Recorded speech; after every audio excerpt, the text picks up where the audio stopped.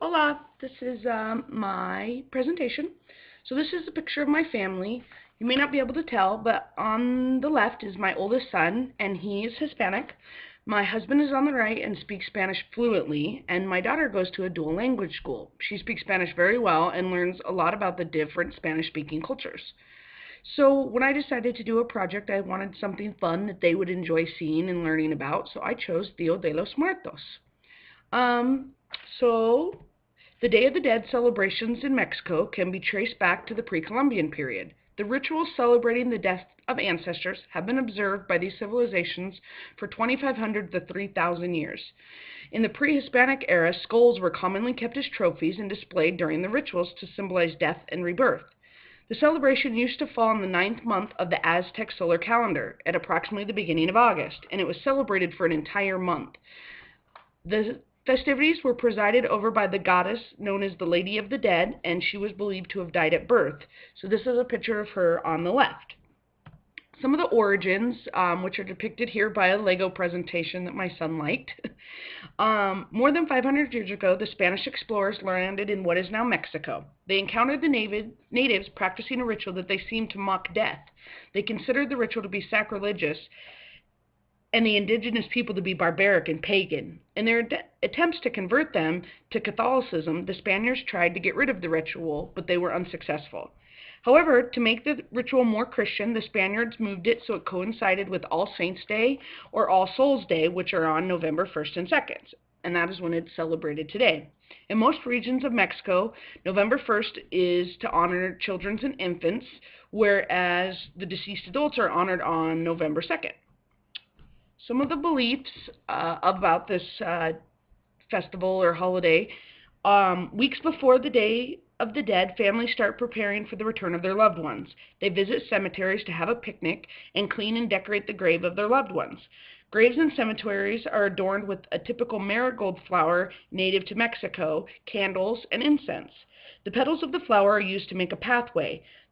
The scent and their color attract the spirits and lead them back from the cemetery to their home. They also construct what's called the ofrenda, which is the welcoming of the spirits back is seen in the home with the creation of the ofrenda, or the altar or offering. On the ofrenda, many objects are placed as gifts to the deceased loved ones. Of these many objects, the altar holds four important elements: water, wind, fire, and earth. Water is given to quench the spirit's thirst after their long journey. Fire is signified by the candles, and wind is signified by the papel picado, or punched paper. The earth element is represented by the food, usually the pan de muerto, which is the bread of the dead. Other food and drinks are left on the altar, like mole, fruit, chocolate, and whatever the deceased person liked. For the deceased children, toys and sugar skulls are also placed on the altar. In addition, flowers, pictures of the deceased, and religious items are placed on the altar as well. These are to ensure that the deceased will have everything they need for the journey back.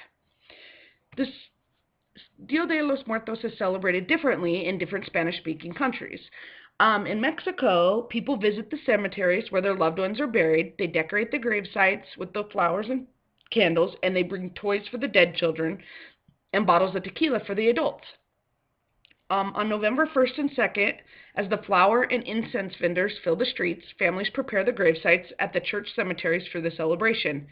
Family burial plots are elaborately decorated with flower petals, mosaics, flowers, candles, and photos. In the afternoon, the family members gather graveside to mourn their loved ones with the song, prayer, and weeping. As the darkness falls, the cemetery glows with the light of 1,000 candles and is filled with the scent of flowers and incense. At midnight, souls are called to the cemetery with the tolling of bells from the church, and the families remain in the cemetery until dawn, visiting with their loved ones. In Latin America, specifically Guatemala, celebrations of the Day of the Dead are highlighted by the construction and flying of giant kites, in addition to the traditional visits to the grave sites of their ancestors. There's also a big event is the consumption of the fiambre, which is made only for this day during the year. It's a salad that's served chilled and may be made up from 50 different ingredients. Some typical ones are sausages, cold cuts, pickled baby corn and onion, beets, different cheeses, olives, chicken, and sometimes even Brussels sprouts. In the United States, we celebrate a little differently. Some of the big cities have huge celebrations such as Seattle, Phoenix, Houston, Boston, or even Chicago. There seems to be a collaboration of activities all over the U.S. Most involve typical Dia de los Muertos food and drink, and schools are always a big icon during these festivals. People dance and listen to mariachi music. Faces are painted and other art is celebrated. Kids' activities are very common.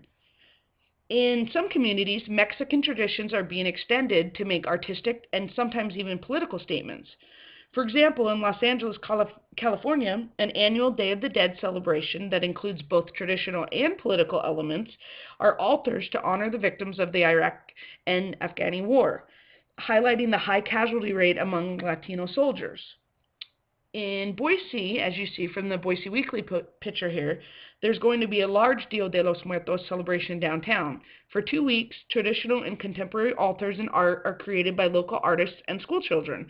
They will be featured throughout the museums and in downtown Boise to celebrate. Anyone who's interested in visiting these, the Grand Festival and Procession will take place on November 2nd from 5 to 9 p.m. downtown. So, in conclusion, in making this presentation, I learned a lot. I didn't know that this custom was so deeply rooted and was such a valued tradition. I also didn't know how much it differed depending on the different parts of Mexico or Spanish-speaking countries you were from. I thought it was just a festival similar to Halloween. It does use a lot of skulls, but is definitely not like Halloween. This holiday is all about honoring the deceased. I think it is a very strong religious as well as cultural event. It may also help a lot of the people deal with the loss of a loved one because they're able to reconnect with them on these days. So, I hope you enjoyed the presentation. I enjoyed making it. Have a good day.